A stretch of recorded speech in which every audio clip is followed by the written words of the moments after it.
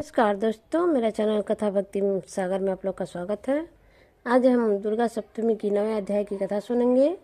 ऋषि बोले, हे राजन, रक्त बीज के मर जाने पर एवं युद्ध में अन्य असुरों के भी मारे जाने पर शुंभ निशुंभ दैत्यों का क्रोध बढ़ गया।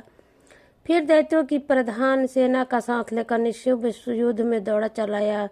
उसके आगे पीछे दाएं बाएं बड़े बड़े दैत्य थे। वे क्रोध के मारे होठ गांठ रहे थे। शुभ भी अपनी सेना के साथ मातृगणों से लड़कर चंडिका को मार डालने की इच्छा से आ गया। दोनों दैत्य बादलों की तरह बाणों की वर्षा करने लगे। अपने बाणों के समूहों से चंडिका ने उनके बाण काट दिए। फिर शस्त्र समूह से उन दैत्यों के अंगों पर प्रहार किया। निशुंभ ने तीखे तलवार तथा चमचमाती ढाल उठा ली। देवी के पराक्रमी वाहन सिंह के लिए सिंह पर प्रहार किया। अपने वाहन पर इस प्रकार प्रहार होते देख देवी ने क्षुप्रन नामक वन द्वारा निशुंभ की बड़ी तलवार तथा 8 चंद्रों वाली ढाल भी काट दिए। तलवार और ढाल के कट जाने पर उस दैत्य ने शक्ति चलाई। उसे आता देख देवी ने चक्र चलाकर उसके 2 टुकड़े कर दिए। तब तो अत्यंत कुपित होकर निशुंभ दानव ने शूल उठा लिया और उसे फेंक दिया। देवी जी ने मुक्के के प्रहार से उसे चूर चूर कर दिया।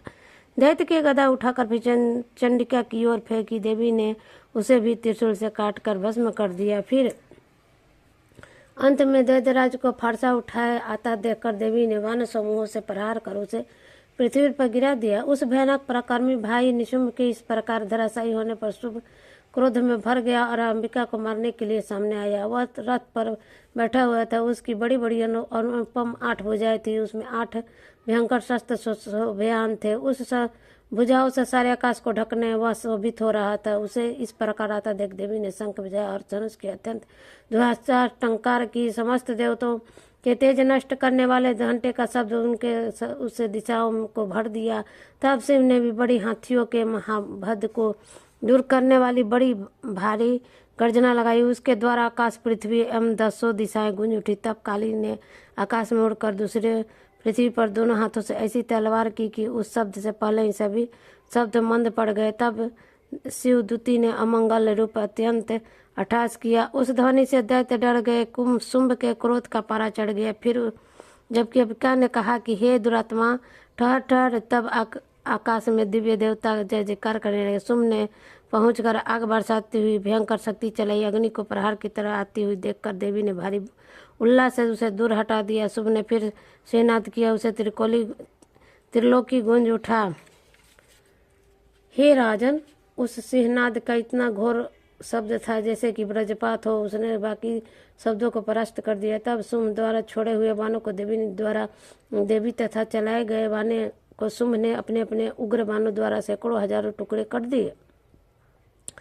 तब चंडिका ने कुपित होकर शुंभ को शूल से मारा। उसके लगते ही वह मूर्छित होकर पृथ्वी पर गिर गया। इतने में शुंभ चैत्य होकर वहां पहुंचा। हाथ में धनुष लेकर बाणों से काली तथा सिंह पर प्रहार करने लगा। उस दानवराज ने अपनी 10,000 भुजाएं वाली फिर चक्रों का प्रहार करने लगा। तब घोर संकटों का नाश करने वाली भगवती दुर्गा ने अपने बाणों चक्र तथा सभी बाणों को काट गिराया।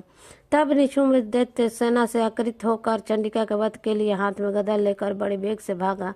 वेग से आते उनकी गदा को तीखी तलवार के द्वारा चंडिका ने काट दिया। फिर दैत्य ने शूल उठा लिया। शूल हाथ मिले उस देव पीड़ित निशुंभ को आता देख चंडिका ने अपना शूल वेग से चलाकर उसकी छाती बीध दी। उसकी छाती फटते हुए उसकी छाती से एक और महाबली पुरुष निकला। वह खड़ी रह इस प्रकार चिल्लाने लगी। उसे निकलते हुए पुरुष की यह बात सुनते ही देवी आवाज उसके हंसी और तलवार से उसका सिर काट दिया। वह पृथ्वी पर गिर पड़ा। तब भयानक दाढ़ों वाला सिंह दाढ़ों से असुरों के सिर खुरच कर खाने लगा। वैसे ही काल ने तथा शिवदूती ने मनुष्य से दैत्यों का भक्षण कर डाला।